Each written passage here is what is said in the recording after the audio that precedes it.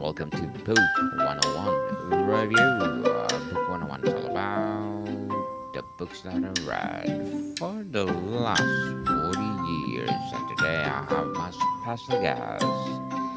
She is bringing balance to your life, no other than Miss Anjuly Rudolph. Welcome to Book 101, Miss Anjuly, and can you please introduce more about yourself? Hi, this is Anjali here. My name is Anjali. I was born and brought up in India, and I live in Germany right now. I'm a yoga teacher and I work as a life balance coach. And it's my passion to help people with their day to day situations and health situations. And and I just love doing what I do.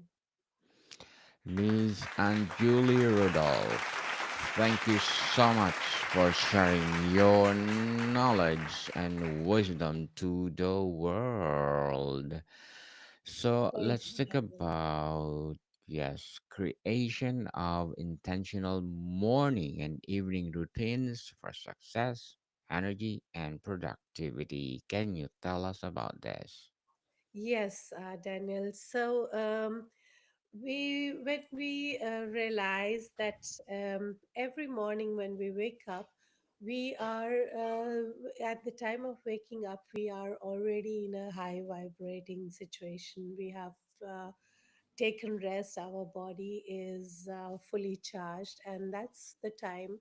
If we at that time wake up and focus on what is it that I want from my day, how is it that I want to spend my day, and just simply from there on, when I start my day, it starts better for me then if I just start scrolling on the phone, for example. So knowing that when we wake up around that time, we are in our alpha brain waves. Alpha brain waves are slightly slower than the brain waves that we have when we are in our waking state, and these brain waves are helping us to create a reality by being conscious about it. So when we wake up in the morning and right away take a few moments to simply sit there and visualize how would I like to have my day, what are the nice things I'm looking forward to in my day, and how would I like to spend, what are the experience I would like to make. So once I just take a few moments to sit and visualize that, I'm already setting the energy for the day. So that would be my first recommendation. Good, good job, Miss Anjali. Very well said. Very well said.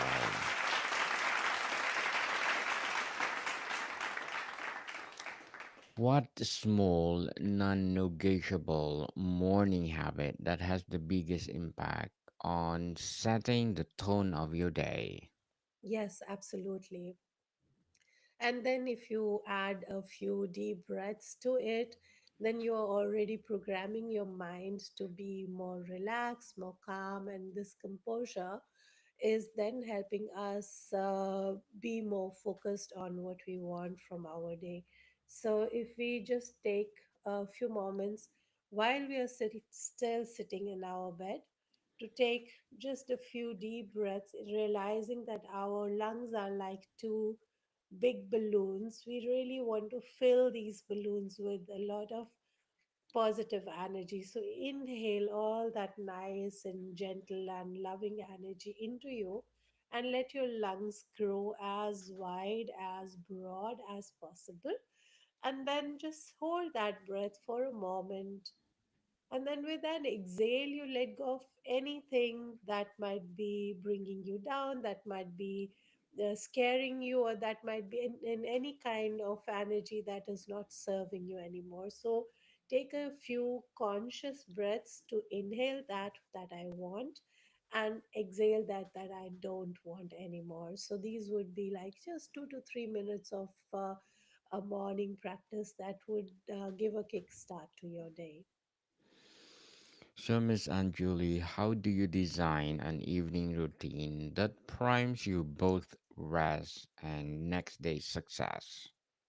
So, for my evening routine, I usually just make sure that the last at least 1 hour is screen free for me. I start guiding my inner being into a more relaxed evening. So, maybe I would sit with a nice book for a few moments. I would wind down the things and again take a moment to go in. I usually do a small gratitude list in the evening. So when I sit back in my bed for the last few minutes, so I just close my eyes and I go through my day, what was nice that happened in my day, who was someone who contributed in a positive manner to my day, who helped me to enhance my energy today, being grateful for the sunlight, for the nice weather, for whatever that was nice in my day.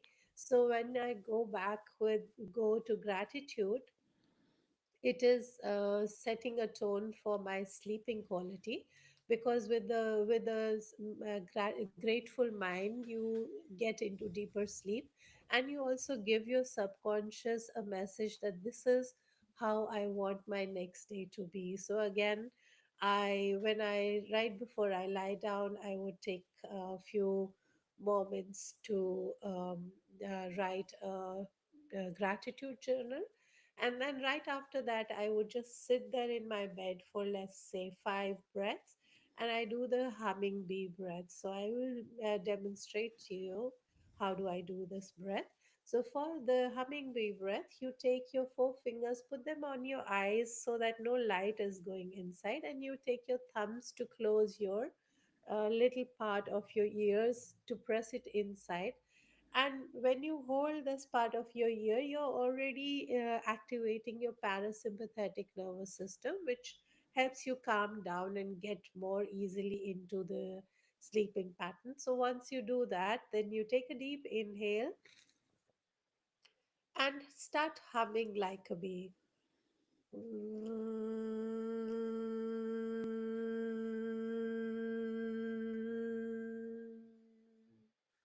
So, if you do about 5 of such breaths, then your body and your mind are completely relaxed, your digestion is activated, and your body has more nitric oxide to take better profits from the oxygen that is there in the body. So, once you do that, then you can simply lie down in your bed. Sorry, excuse me for a moment. And then you just visualize that you're relaxing your toes, then you're relaxing your feet, and slowly you're literally starting to scan your body and sending a grateful energy from your toes all the way up to your head. And by the time you realize it, you would have fallen asleep. Well, good job, Miss Anjuli. Thank you so much for those tips. What's the biggest mistake people make when trying to establish a new routine, and how can they avoid it?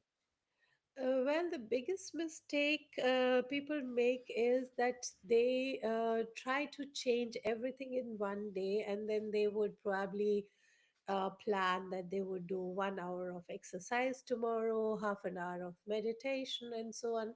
So, and then very quickly they find that it's so difficult to keep the routine and they fall out of it. It is not important how long your meditation routine or your exercise routine is. It's more important that you have a consistent routine. So you can start with as little as 1 minute a day or 2 minutes a day, but make sure that you stick to it no matter what. So once your routine is there for, let's say, 3 weeks, then you can increase it by a minute or half a minute, and slowly you can go into bigger blocks of time.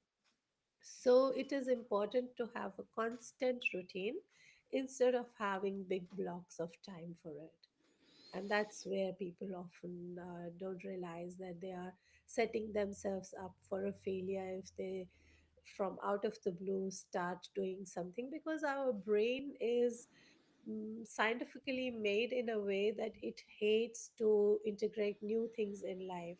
So it would try to resist everything that we're trying to change in our life. But if we do some simple little bites as if it's an nice appetizer, then the brain starts getting used to it and it's not so resistant against the things which are not taking more than a few minutes. Miss Anjuli, what belief about productivity or self-care had to change of your routines to stick?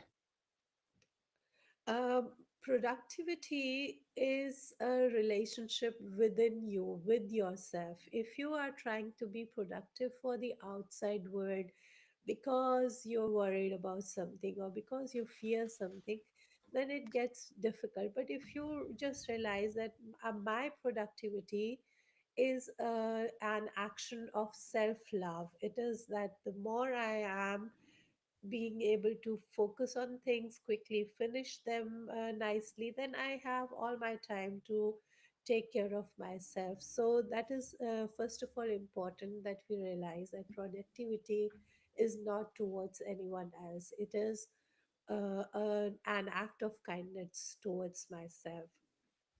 And the other belief that would need to change is that, I have to work first. I have to be more professional. I have to spend time more on my professional life somehow. That's when we realize that we start ignoring our nutrition, we start ignoring our habits that are actually getting us to that success. So it is important that realizing that investing in good nutrition, taking time to take care of my healthy gut, healthy bacteria, healthy lifestyle is as important for my success in my professional and in my personal life. When I eat healthy, when I sleep enough, when I also take time for my silent observation of the world around me and for meditating, that's when I realize that my productivity has to grow by default when I'm well rested, when I'm well fed, and when I have taken time to meditate, then the productivity grows all by itself. Miss Anjuli, as a yoga coach, what are your short-term and long-term goals? My short-term goals actually are right now. Being a yogi, it's always important that you try to stay in here and now. So I am also someone who tries to stay in here and now. But at the same time, we are also people who are in this world. So we have to also focus on those things. So right now, I am focusing on my yoga studio and trying to expand it for bigger classes. So I run a yoga teachers training for 200 hours as of now, and I am planning to expand it to 500 hours per year. That's my first my short term goal, and the long term goal is I am on my way to writing a book. So to finish that in a relatively short time, hopefully, that would be my long term goal. And G- being a better person is always a goal that I want to cherish. Good luck to your goals, Miss Anjuli, and looking forward for more success. Thank you. And what would be your advice for those people out there who want to be a yoga coach? People who want to become yoga teachers, first of all, they should just start with some little yoga exercise wherever. And it's not important, as I said earlier, to go to a yoga studio and do an hour's classes. We are nowadays in a world where the yoga has come to our households. So it is about making some tiny little habits, spreading them throughout your day while you're cooking something at the stove and you're waiting for the water to boil or something. you could already be doing a few stretches and moving your spine, moving your neck, and giving your body some gentle movements. So that's the first thing, is start nurturing your relationship with your body and start observing yourself. How do I feel when I turn my neck inwards? How does it feel for my throat? How does it feel for my cervical vertebrae? So once I start observing myself, every movement, how, what's the mechanics of this movement, then my curiosity grows. And once I do that, then I can start looking for maybe a yoga class in my neighborhood that I want to go. And definitely, before you actually register for your yoga lesson, it's important that maybe you go and visit 4 or 5 different classes, observe them, and see. And once you get back home, maybe you want to make a little summary. What is it that I liked about the class? What is it that I did not like so much about the class? How was the room? How was the atmosphere? How was the teacher? How were the other students? So after visiting 5 or 6 class and after making 5 or 6 of these summaries, I would be more clear on what I actually want from my training, and then I will be also able to find the right training for myself. Thank you for your advice, Miss Anjulie, and hoping the people listening or watching will follow you. And do you incorporate or limit technology in your routines? What kind of technology did you say? Any kind of technologies like, smartphones, or if you need Yes, of course. music. Of course, I personally don't use music in my classes because yoga is about going inside and listening to the sound of my breath, listening to myself. So music kind of distracts people from doing that. So I personally try to keep my classes without music most of the times, but I do use technology. For example, most of my classes are hybrid classes, so they are also relayed live online. So anyone who wants to join them online, there is always a Zoom connection for people to join. So my one of my best friends when it comes to technology is my MacBook, and of course my mobile phone. I am pretty tech savvy, so I use the social media a lot, and yeah, um, I think it's part of our modern lifestyle. So I am not away from that benefit of the technology. Indeed. And Miss Anjuli, how do you hydration, nutrition, or caffeine fit into your morning ritual for sustained Um, energy? Hydration is a very important point. So usually I do it myself and I recommend to most people. So you can see I have a glass of warm water here. So I usually recommend to people that in the morning, the first thing after you have left your bed is take a glass of lukewarm water without putting anything into it. No sugar, no coffee, no salt, nothing. Just simple tap water, slightly higher than the room temperature. It would help your digestion to get started. And when you have a clear stomach in the morning, half of your energy work is done already. So that is one thing I recommend. And the other thing I recommend for digestion, for hydration, is also that we drink at least 2 liters of water every day. And the best thing, most people that where people don't know about it or they don't follow this rule, but Ayurveda says that you should chew your water and you should drink your food. So it is important that we, when we are taking a sip, we enjoy it like as if it's a nice wine. So take a sip, let it scroll through your mouth for a few moments, and let it stay there, and then you gulp it down. So then your body would be better able to absorb the minerals that are coming from the water. And the other thing that is important with hydration is also that when you're drinking your water, it is important to sit down, because then your joints would be better able to adapt to the water, the fluid flowing through them. So the body is better able to absorb the minerals from the water, and the joints stay healthier for a longer time when you sit while you're drinking your water. But I also believe that water has energy. It is, you can program water. So every time you're taking a sip, imagine that this is bringing you all the health, all the wealth, all the prosperity, all the happiness that you're asking for from your life. And then you take a sip. So you have literally programmed the water to go inside with a lot of blessing. At the same time, when you are going to urinate, it's also important that you imagine that you're releasing all the old energy, all the junk out of your body, all the toxins, all that no longer serves you is being released.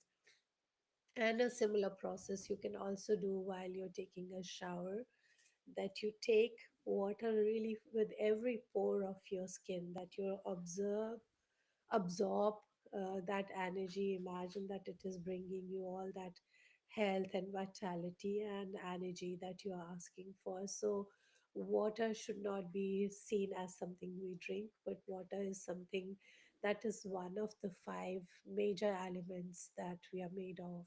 So in India, water is literally regarded, among other things, as a form of God.